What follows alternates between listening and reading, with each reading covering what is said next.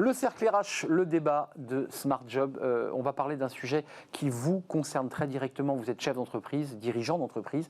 On va parler des cyberattaques versus cybersécurité, évidemment. C'est ceux qui vont essayer d'éviter ces attaques. Alors, il y a eu pas mal d'actualités là, ces derniers jours avec les rançons que les entreprises versent souvent assez discrètement, d'ailleurs, pour pas ébruiter, pour récupérer leurs données confidentielles, parce que c'est de ça dont il est question. C'est un peu une guerre qui ne dit pas son nom. On va y revenir évidemment dans quelques instants. Une guerre sans armes. L'arme, c'est évidemment les réseaux informatiques, c'est l'intelligence de ceux qui sont des anonymes, qui derrière leur écran d'ordinateur maîtrisent une technologie et vont venir racketter tout simplement des entreprises, sensibles ou pas d'ailleurs, parce que de plus en plus, ils vont chercher des entreprises qui n'ont pas forcément des données sensibles. On va faire le point, c'est un sujet à la fois d'actualité, très grand public, puisque c'est un sujet éminemment technique, puisqu'on rentre quand même dans la tuyauterie numérique. Ce sont des sujets qui réclament un certain niveau de connaissance. Jacques Delarivière, merci d'être avec nous. Vous êtes le président de Gatewatcher. Merci d'être là. Gatewatcher, vous accompagnez, c'est important, les opérateurs d'importance vitale, donc des entreprises sensibles. Et j'imagine que vous êtes là pour faire en sorte bien que les messieurs qui viennent d'ailleurs évitent de rentrer dans les systèmes et viennent absorber, je parle comme un béotien, vous m'excusez déjà par avance, viennent absorber des données. On est bien d'accord ? Exactement, bonjour. Merci d'avoir répondu à notre invitation. Guillaume Vassaux-Houlière, bonjour. On est ravis de vous accueillir. Alors, vous êtes CEO et cofondateur de Yes We Hack, mais on vous présente, et ça c'est très très intéressant comme présentation, comme un hacker éthique. Alors c'est vrai que quand on s'intéresse au sujet, éthique comme son nom l'indique, vous cassez les murs, vous rentrez, mais par contre vous ne réclamez pas de rançon, vous allez voir l'entreprise, qui souvent vous le demande d'ailleurs, et elle vous dit, alors où est-ce que ça passe ? Où est-ce qu'il y a le trou dans le mur ? Et vous leur apportez des solutions évidemment, donc c'est un travail dingue, vous allez nous en parler dans quelques instants. Vous n'êtes pas très très nombreux d'ailleurs à faire ça.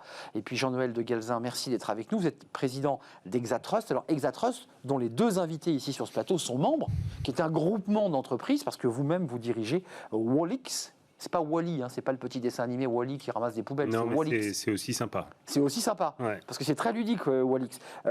Et puis on parlera de ce lancement d'un fonds Cyber Impact qui a été lancé il n'y a pas très longtemps, c'était le 2 septembre dernier. Et puis vous militez, on en parlera peut-être ensemble, sur une organisation européenne, et non pas de se cantonner à des souverainetés. Il faut travailler sur le plan européen. D'abord, commençons par le début. Vous êtes un hacker éthique. Excusez-moi pour ceux qui nous regardent, parce qu'il y a certains patrons de PME qui ont bien compris que c'était dangereux, mais c'est quoi un hacker éthique ? En gros, c'est quelqu'un qui a un niveau d'expertise, notamment, là on va parler de cybersécurité, mais pas que. Un hacker, c'est quelqu'un qui est curieux avant tout et qui va justement mettre son expertise pour le bien commun et notamment trouver des failles et les fournir aux entreprises ou sécuriser des solutions que vous utilisez au quotidien et remettre en cause en fait cette technologie tous les jours. Mais vous êtes passé des forces obscures aux forces lumineuses. Vous étiez hacker avant et vous êtes devenu éthique, ou vous êtes né hacker éthique. Enfin, je veux dire, comment ça se passe En fait, le côté sombre de la force. C'est ça.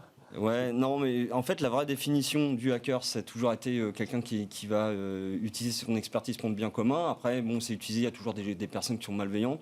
Je pense que la ligne, elle est mince, puisqu'en fait, quand on va désosser des systèmes informatiques ou désosser des objets connectés, en fait, on le fait en connaissance de cause. Mais après, aujourd'hui, c'est cette connaissance, on va le mettre au pouvoir de qui et à qui on va la fournir ces failles qu'on trouve. Et on a une notion de citoyen du numérique et on va le donner justement aux personnes pour pouvoir les corriger, que ça ne touche pas un ensemble. Notamment la population, puisqu'aujourd'hui on est en plein dans c'est une guerre, numérique. Ouais. Oui, voilà. C'est une guerre numérique qui est en train de se livrer à bas bruit, parce que c'est vrai que ça ne fait pas de bruit, il n'y a pas de bruit de canon, il n'y a pas d'explosion, mais c'est parfois des drames humains qui se vivent dans les entreprises, parce que l'entreprise est à l'arrêt, des services publics. Juste deux chiffres, et je vous donne la parole, messieurs, et entreprises privées. Bien entendu, mais je pensais aux hôpitaux, je pensais à des entreprises de ce type qui, elles aussi, ont été hackées. 43%, ça c'est ce chiffre qui est quand même très fort, 43% des entreprises visées par une cyberattaque en 2020. c'est 5 points par rapport à 2019, donc ça progresse. Et 49 entreprises françaises visées par une cyberattaque en 2020, c'est 15 points par rapport à 2019. Et puis, en termes de rançon, parce qu'il faut quand même en parler, il y a 58% des entreprises qui ont été ciblées par une ransomware ont versé une rançon. C'est-à-dire qu'elles ont payé, le reste ont négocié, on ne sait pas trop. Et j'ai vu qu'AXA, par exemple, très grand groupe, a dit on ne paye plus de rançon.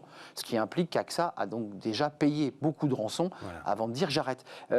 Jean-Noël de Galzin, c'est un monde clos, ce monde de la cybersécurité. Ce sont des experts, des gens extrêmement compétents. Est-ce qu'on peut lutter contre les cyberattaques? Pour le dire simplement, est-ce que vous êtes en mesure sur ce plateau de dire nous avons la technologie, les moyens techniques, les hommes, pour lutter contre ces cyberattaques? Aujourd'hui, on parle d'un monde clos, c'est surtout un monde d'experts. Voilà. On a les moyens parce qu'on est un des meilleurs pays au monde pour fabriquer des solutions de cybersécurité qui sont les plus performantes au monde, parce qu'on est capable d'inventer des modèles comme le Bug Bounty ou des modèles comme celui d'ISWIAC qui permet de fédérer des communautés sur Internet, comme ça existe d'ailleurs par exemple dans le logiciel avec le logiciel libre ou autre, et qui nous donnent une capacité à recruter les meilleurs pour tester nos forces et nos faiblesses. Recruter les meilleurs. Oui, recruter les meilleurs. C'est un enjeu essentiel dans notre filière. Mais après, non, c'est pas du tout un monde clos. La cybersécurité, vous avez donné des chiffres, je vais vous en donner 2 autres. On a aujourd'hui, les cyberattaques dans le monde, ça pèse 1% de PIB, mondialement. C'est un des 3 fléaux mondiaux avec la drogue, avec d'autres choses encore pires. Après, c'est 4 fois plus de cyberattaques en 2020 que l'année d'avant. Donc ça progresse. Donc, alors, si on fait un parallèle avec la période de pandémie dans laquelle on est, je l'espère, sur la fin, on est en pleine phase de montée ascendante. Donc, d'un côté, ça nous met des challenges. Et nous, on doit continuer à fabriquer nos solutions, mais elles sont de plus en plus performantes. Mais le vrai challenge, c'est d'aller le mettre dans les entreprises qui sont sous-équipées, particulièrement en Europe et encore plus particulièrement en France, où on n'a peur que d'une chose, c'est que le ciel nous tombe sur la tête. On est un des plus bas taux d'équipement au monde en termes d'équipement cyber. Problème d'éducation peut-être. Et voilà. Si je peux me permettre de le dire comme ça. Sujet, c'est l'éducation, la sensibilisation, la formation. Et ça ne concerne pas le monde de la cyber. Ça concerne tout ce qu'il y a en dehors de la cyber, numérique, tous les métiers, les filières qui sont en train de changer.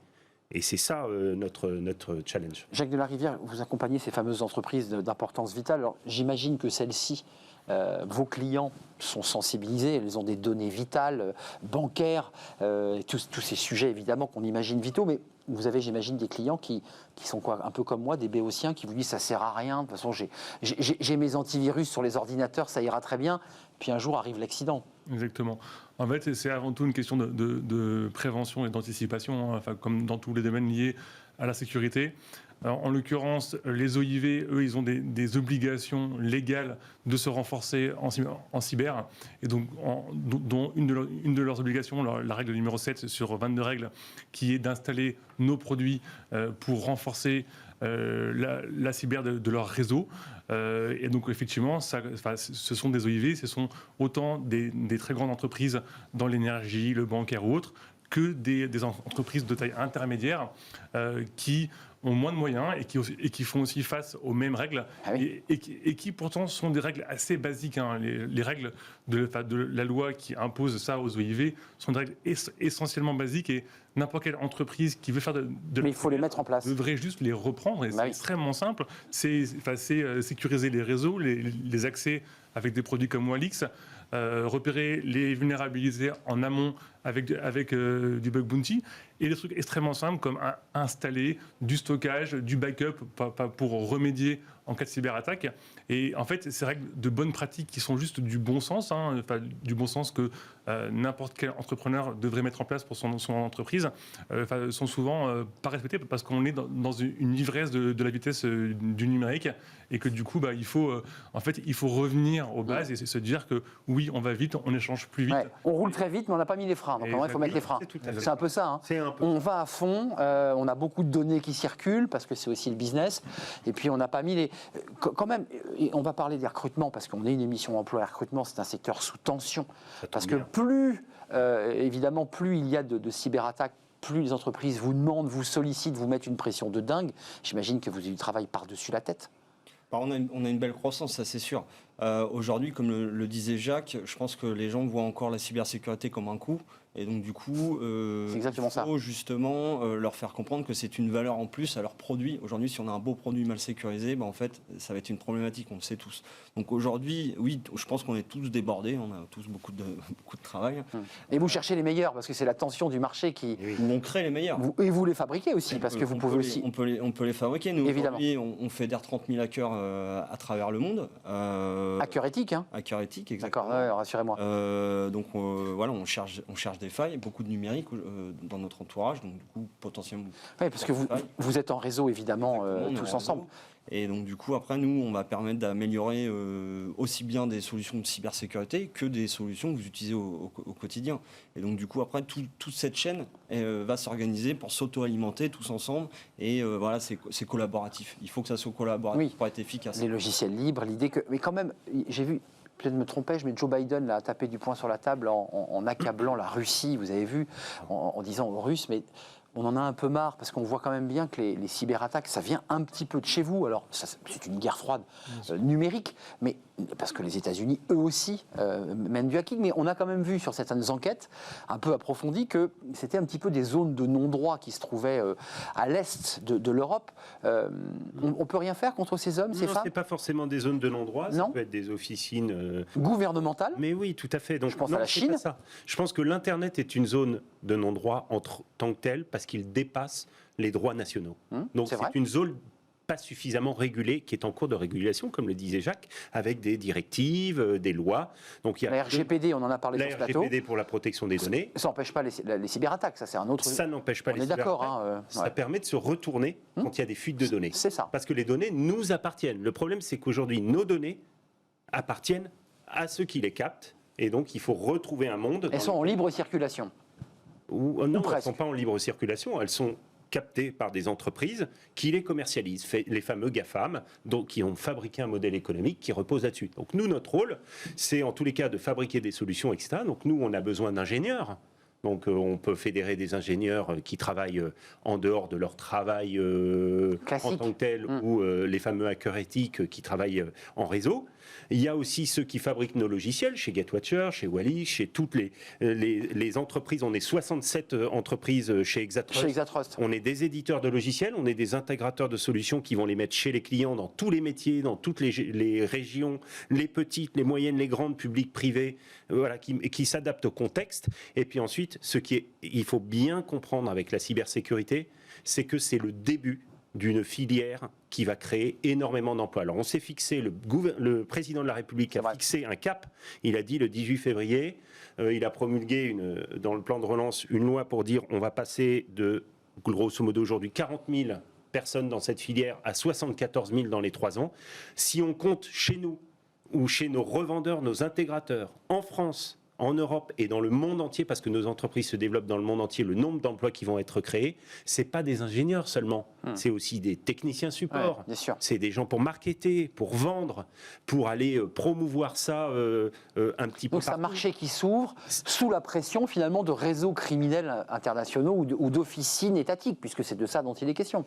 C'est-à-dire qu'on se bat contre ça. Oui, vous êtes l'armée va recruter, je crois, 1000 cybercombattants, ce sont des gens devant des ordinateurs, des ingénieurs de haut niveau, c'est bien cela, des hackers éthiques, j'imagine, d'une certaine manière, qui vont quoi, comment on fait, excusez-moi d'être un peu concret, rendez-moi les choses concrètes, j'aimerais rentrer dans le tuyau avec vous. Qu'est-ce que vous faites concrètement ? Vous les empêchez de passer ? Vous mettez des...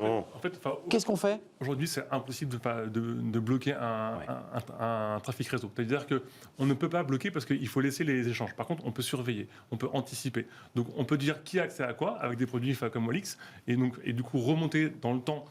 Et savoir qui est en bout. Et on peut surveiller les réseaux informatiques avec des produits comme les nôtres, qui du coup permettent et qui fonctionnent aussi bien pour des OIV que pour toute entreprise qui veut anticiper et qui veut pouvoir voir les menaces très rapidement sur les réseaux et réagir après. Mais on ne peut pas, c'est très compliqué à partir du moment aujourd'hui où les menaces sont souvent inconnues, parce que quand les hackers éthiques trouvent une nouvelle vulnérabilité, elle n'est pas encore publiée. Donc c'est extrêmement compliqué de réussir à anticiper. Donc il faut réagir très vite en surveillant de manière massive, comme un peu on surveille une ville ou un périmètre avec des caméras. Des caméras. Voilà, c'est tout. Mais dans la tuyauterie numérique. Exactement. On est d'accord. C'est vraiment un indicateur, chaque indicateur ensemble va créer une alerte potentielle.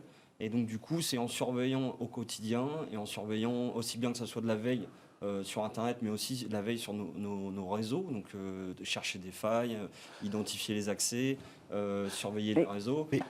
Même de manière plus simple, je dirais, ce qui est vraiment intéressant avec le métier que font les gens de Yes We Hack, par exemple, c'est que, en fait, vous allez, avant de mettre un produit sur le marché, par exemple, pour nous, pour GetWatcher ou Alix ou d'autres, il faut les faire. on va les faire tester. Ouais. On va les faire tester et on va les propres acteurs de. Bien sûr. C'est-à-dire, on va payer des personnes dont le rôle et de rentrer. Et de nous montrer où sont les points faibles, les murs porteurs et les murs non porteurs et les failles. Et après, de nous permettre de corriger et d'améliorer, bien sûr, avant de mettre un produit sur le marché. Vous voyez, ça c'est intéressant. On va parler de télétravail puisqu'il y a le recrutement. C'est ce marché tendu qui va recruter dans les années à venir et dans les mois à venir, parce que vous êtes tous chefs d'entreprise. J'imagine à la recherche d'ingénieurs, de développeurs, de gens qui bossent à vos côtés. Mais le télétravail, mais juste un tout petit mot, encore une fois, vraiment de quelqu'un qui n'y connaît rien. Il est possible d'avoir un échange informatique avec le méchant hacker à l'autre bout du monde en Chine, à qui vous dites ça y est, je t'ai vu, tu pourras pas rentrer. Comment ça se passe, ça ? Il y a quelque chose comme ça de l'ordre du lien En fait, si vous voulez, aujourd'hui, l'économie du cybercrime, c'est vraiment industrialisé. Et donc aujourd'hui, il y a des personnes, il y a des hackers, ou en tout cas des personnes mal intentionnées, qui sont dédiées à créer des virus ou des malwares ou des ransomware, comme on crée une arme, et après ces armes sont opérées par d'autres personnes. Et donc du coup, ces personnes qui développent les malwares ou les ransomware... ne sont pas celles qui vont ensuite... En fait, elles sont accessibles. Pour 20 € aujourd'hui, vous pouvez juste acheter un malware par chat ou par Telegram. Excuse-moi d'être un peu naïf, mais on peut pas lutter contre ça, on peut pas fermer ces sites, on peut pas... Dans d'autres pays, donc en fait, il faudrait surveiller un peu comme le fait la Chine, c'est-à-dire qu'elle bloque les accès en entrant. Mais là, on rentre dans un autre monde qui n'est pas le nôtre. L'Europe est ouverte. Un monde démocratique, libre. Et ça, c'est une vraie question. On a retrouvé le même problème avec la crise sanitaire aussi, le pass sanitaire et ce qui va avec. Donc c'est vraiment en fait une question de liberté et de surveillance qui est toujours aux confins de qui on est en tant que pays démocratique. Et ça, c'est un très beau sujet. Et aussi de pouvoir travailler avec nos alliés et d'autres pays comme les pays de l'Est qui sont souvent très actifs sur le cybercrime. Ah, ben voilà, on y arrive. Pays de l'Est jusqu'aux confins de l'Orient. Enfin, je vais jusqu'à la Chine, puisque la Chine est très, très développée en matière alors là, excusez-moi, de déstabilisation de quoi ? D'entreprise. Et elle ne demande pas de rançon. Je pense qu'il y a plus une idée de déstabiliser l'économie. Oui. Ouais, il y a un peu de ça, non ? Mais c'est très difficile de dire, il y a des Chinois, il y a des Russes... c'est toujours intéressant de savoir qui se cache derrière l'écran. Des Chinois, des Russes, des Iraniens, il y a des Français, il y a des gens du monde entier. C'est partout où il y a des gens... Alors, pourquoi on parle souvent des pays de l'Est ? C'est parce qu'à 11 ans, en Estonie, on sait coder, on sait se balader sur les réseaux. Ils sont digital natives, ils sont cyber natives. Voilà, donc c'est pour ça que nous, par exemple, on se bat pour mettre... Nous, on ne l'est pas, pour le dire. En France, on voilà. n'a donc pas... nous, on dit maintenant, dès l'école... Donc les fameux cours de codage, parce que vous il faut aller très, très tôt. Ouais. Il faut apprendre le risque, appréhender le risque numérique hyper tôt. Regardez l'affaire Pegasus, qui a eu lieu cet été. Elle nous montre que les gens utilisent des téléphones et se font hacker sans le savoir et pomper des données en permanence. Donc, je veux dire que culturellement, on est un peu en retard sur le numérique et sur le risque numérique. Et nous, on va tout faire. Et nous, on consacre du temps, comme une émission comme celle-là, pour aller dire à tout le monde, 1, protégez-vous, 2, croyez dans cette filière et venez y chercher un emploi. Et soyez vigilants, parce qu'il y a quand même des patrons de PME qui vous disent, je le redis, c'est bon, le type m'a installé tout ça, il n'y a pas de souci. En fait, non. Une PME, elle disparaît si elle a une attaque. Elle meurt. 2 ans qui suivent, elle disparaît. Il y a un enjeu économique majeur pour la boîte. Bien sûr. Concrètement, vous avez combien de salariés vous avez, par exemple, là, aujourd'hui ? Aujourd'hui, nous, chez Yes We Hack, en fait, on est déployés dans le monde entier. Donc, en fait, on va recruter des ingénieurs qui vont coder le produit, du marketing et du commerce. Donc, on a 70 personnes déployées essentiellement sur l'Europe et la zone asiatique, la PAC. Et aujourd'hui, on fédère 30 000 hackers avec une diversité de compétences, donc aussi bien en objets connectés, comment dire. Donc pour pouvoir répondre à toutes les demandes, en fait. Exactement, dans toutes les langues. Voilà. Et toutes les langues. Parce qu'on a 150 pays qui sont représentés dans la communauté. Et donc, du coup, ce qu'on s'aperçoit, c'est que les profils, en fait, on a créé des vocations. Donc, ça va aussi alimenter la filière parce qu'on va leur montrer les valeurs, ce qu'est le hacking, parce que c'est quand même un métier de valeur, parce qu'on est sur de la technologie à double usage. On peut faire de l'espionnage industriel, le bien ou le mal. Bah oui. Le bien ou le mal. Exactement. Là, on peut dire que c'est binaire, parce que là, c'est assez binaire comme. Là, ça me va, là, je comprends. C'est comme notre quotidien. On peut être quelqu'un de méchant, comme quelqu'un de gentil. Et les deux à la fois, parfois. Et donc, je pense qu'on a tous un rôle ici, aujourd'hui, de dire il y a du boulot. Et on sait le faire avec des vraies valeurs sur des sujets qui sont géopolitiques, sociétaux et qui ont un enjeu pour nous, citoyens. Exatrust, vous en êtes le président, il y a quand même un enjeu de souveraineté. On entend qu'il y a un enjeu économique fondamental pour les entreprises. Certaines jouent leur survie. AXA a décidé de ne plus payer de rançon. Elle dit je ne paie plus de rançon. On en a marre.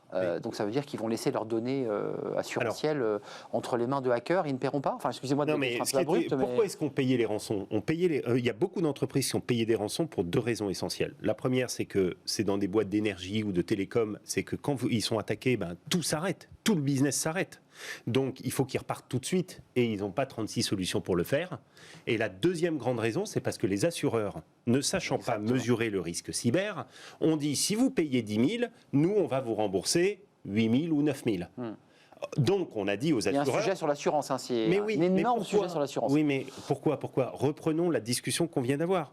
Si vous payez les rançons, vous alimentez une économie. Exact. Et donc les hackers, au lieu d'être éthiques, ils vont gagner de l'argent là où il y a le plus d'argent à gagner. Donc il faut être malin. Donc vous défendez l'idée qu'à un moment donné, on arrête de payer les rançons. Le directeur général de l'ANSSI, qui est l'autorité en France sur le sujet, a dit on ne paye pas les rançons. Au ministère de l'Intérieur, on dit la même chose. Donc aujourd'hui. Donc il y a cette logique-là aujourd'hui. Oui, et nous, notre logique, c'est surtout pas de dire aux hackers on est plus fort que vous, parce qu'on est très humbles tous autant qu'on est. Par contre, ça va être de dire venez travailler dans nos métiers, parce qu'alors là, oui. Et vous gagnerez bien votre vie. Chez des éditeurs de logiciels comme GetWatcher ou d'autres qui sont promis à un avenir rayonnant, qui sont des boîtes qui vont devenir des champions dans le monde entier. Sans vous tirer les verres du nez, parce que c'est intéressant, le recrutement que vous faites aujourd'hui peut venir aussi de hackers qui n'étaient pas éthiques et qui aujourd'hui seraient des repentis et qui diraient je me suis trompé de voie, quoi. C'est pas le chemin qu'il faut prendre. Non mais voilà, il y a aussi cette question.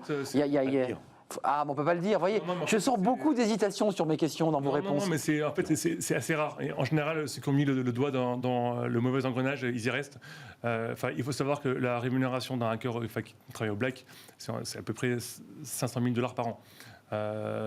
Donc ça va très vite. Pour un petit jeune pendant un an. Après, c'est fini. Voilà, c'est ça. Ils gagnent plus rien. Et donc du coup, en fait, une fois qu'ils ont mis le doigt là-dedans, ils n'arrêtent pas. En tout cas, ils ont du mal à s'en sortir. Et donc il y a vraiment, et c'est pour ça qu'on travaille beaucoup avec des entreprises comme ISPAC, c'est qu'ils ont une éthique, ils savent embaucher les bons hackers qui vont garantir que l'information et les vulnérables vont rester au bon endroit. Un agent double, le hacker éthique, et puis le soir, il est plus éthique du tout, vous voyez. Voilà. Non, mais ça demande aussi un travail dans le recrutement très fin des gens que vous recrutez, parce que les meilleurs, c'est comme dans les films, peuvent aussi partir pour une organisation qui les recrute. Cette question-là, elle est posée quand même. Oui, après, il y a tout un processus de sélection. C'est ça, de recrutement, de vérification, et puis comme je le disais tout à l'heure, on fabrique les meilleurs de demain. Et donc du coup, aujourd'hui, on s'investit tous, donc aussi bien l'État que les sociétés privées, dans cette filière. Les deux sont la main dans la main là. Exactement, et où on va mettre beaucoup de moyens pour justement créer et même les métiers, ce métier il est ouvert aux femmes. Et ça, il faut le dire haut et fort, qu'aujourd'hui, l'informatique dans sa globalité, pas que la cybersécurité, et aujourd'hui il y a un marché porteur et on a besoin de diversité. Ça manque de femmes, il faut le dire. Il faut le dire, on a eu des invités sur ce plateau qui peinaient à recruter des femmes. C'était des métiers techniques au départ, mais aujourd'hui qu'on a besoin de comme on le disait tout à l'heure, d'apprendre, d'entraîner d'autres, de former. Aujourd'hui, qu'on a besoin de marketer, de vendre, qu'on a besoin de développer ces sociétés, on a besoin de postes à l'international, etc. Tous ces postes-là, c'est masculin, féminin, indifféremment. Ça n'a plus un quelconque intérêt. Donc nos entreprises font, en tous les cas, on est très engagés dans ces sujets-là. Par exemple, Exatrust vient de recruter un nouveau délégué général qui est une déléguée générale. Je vous félicite. Voilà, donc on a recruté Dorothée de Cropp qui rejoint l'association. Voilà, nous on donne l'exemple, on veut pousser les femmes dans le numérique et la cyber. Au-delà des femmes, c'est vrai que les invités, son nom m'échappe, mais nous expliquaient qu'il y avait aussi un problème de recrutement de base, puisque dans les formations techniques, souvent c'était des hommes, des ingénieurs, et qu'il y avait peu de femmes, et donc de fait derrière ça bloquait.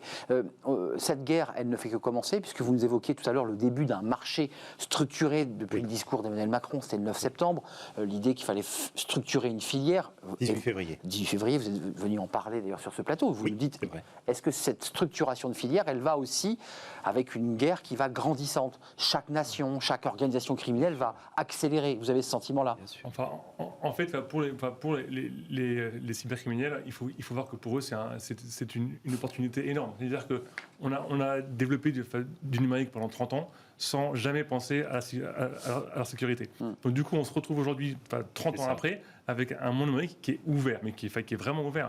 Que du bonheur pour les hackers. Il y a un chantier pour les entreprises du secteur qui est énorme, et c'est effectivement un terrain d'opportunité. Et c'est une course contre la montre. C'est une course contre la montre. Et comme toujours, c'est bien plus simple de faire du hacking que de défendre. Ça coûte plus cher de se défendre contre des terroristes que de faire du terrorisme. Et c'est exactement la même chose. Vous parliez de l'enjeu de souveraineté, je pense qu'on a un deuxième européen ou français? Non, la souveraineté numérique, elle ne peut pas se jouer au niveau français pour des raisons économiques, pour des raisons de territoire numérique. Un territoire numérique qui serait juste une nation. Voilà, on est déjà dans un monde immatériel, sans frontières, avec une réglementation qui est en train de se mettre en place. On le voit. On a une réglementation américaine qui est très extraterritoriale, une réglementation chinoise qui est ultra protectrice. On ferme. Voilà. Et nous, les Européens, on n'est ni l'un ni l'autre aujourd'hui. Mais on est en train d'y travailler au niveau européen. Et donc, essentiel. L'idée, c'est d'essayer de mettre en place une souveraineté européenne grâce au numérique, dans lequel la cybersécurité a un rôle absolument essentiel, puisque depuis... Une gouvernance européenne. Depuis le 25 mai 2018, on a fait un RGPD que l'on met en œuvre. Ça veut dire qu'aujourd'hui, on dit que les données des Européens sont les leurs. Et on dit aux entreprises européennes que toutes les données qu'elles fabriquent pourront rester les leurs, parce que c'est notre actif, c'est ce qui fera bouger l'intelligence artificielle et tous nos nouveaux services, nos innovations de demain.